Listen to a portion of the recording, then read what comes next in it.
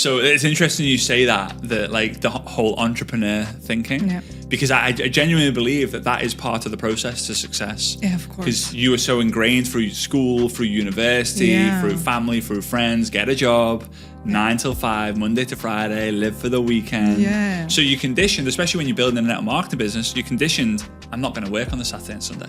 Exactly. And the hardest part for me was to learn. You know, there are two different types of mentalities for me. The one is we get from school until we graduate and everything.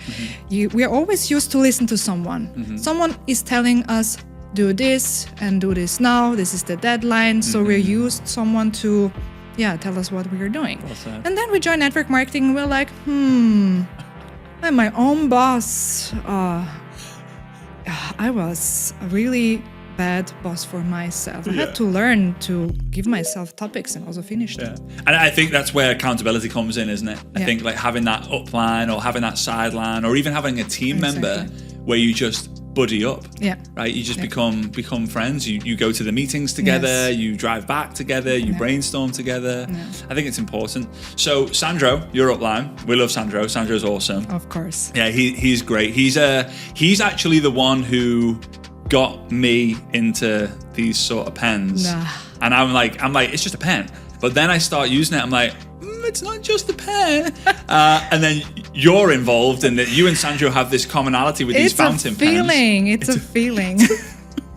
If you don't know and understand pens, then the whole idea with the feeling might not sound quite good, but just go and try a proper pen. I can't believe we're talking about pens. But it's important, right? Because you and Sandro, you connected through your love of pens. Exactly. We had this hobby, let's say like this. We're collecting fountain pens. We love writing. That was our first contact, let's say like this. And then he was like, I have something. I was like, oh, no. The MLM thing. I was a big no. Really solid, hard no. This. Like text. No. Oh, really? Yeah. This huge war and peace. Yes. Like, don't you dare come at me with that. Exactly. And how did you connect originally? Was it like through Facebook? Was it just you just knew each other because of the social area? media? Social media? Yeah, Instagram.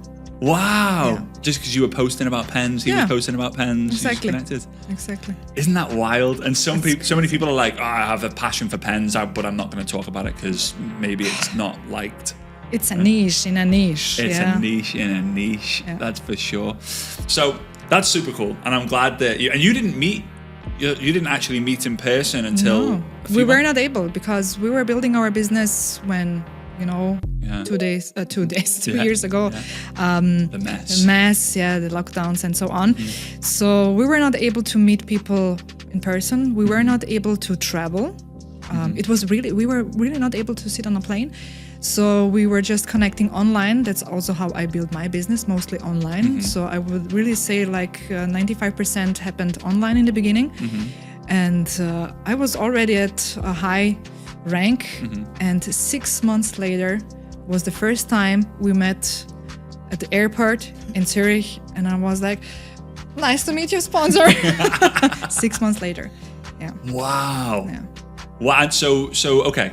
So let's talk about the business that you built. You started 2.5 years ago. Exactly. Roughly, yeah. Was it January? January 21, yeah. January 21. How many people are in the team right now? How many people have come into the team up to this stage? Right now we're at 36,000. 36,000 people have been a part of the team. Yes. In 2.5 years.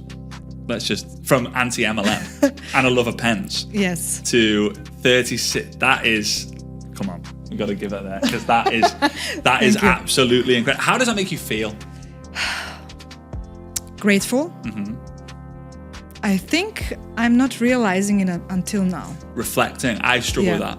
You don't realize until you talk about it, where you think, hang on a minute, that would fill a football stadium. Yes, every time I speak in front of people and my team.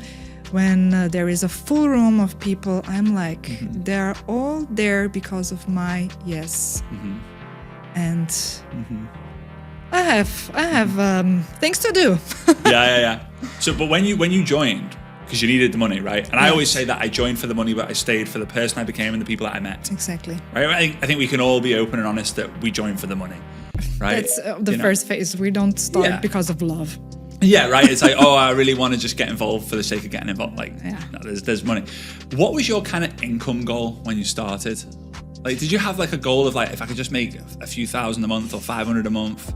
It was exactly 518 euros. 518 euros. Yeah. You know why? Because I was parking my car somewhere I was not able to. Then I got a little love letter. And this love letter was saying like, you gotta pay 518 euros.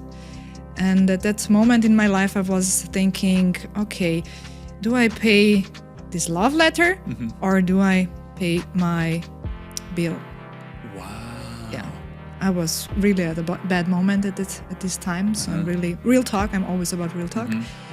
And then you remember I told you I was a no. And then I was texting my sponsor like, can you send me the link? He was like, is this really happening? He's like, are you sure? Yeah, I'm like, don't ask, send me the link. So my onboarding, it was not possible because I was not teachable at this moment.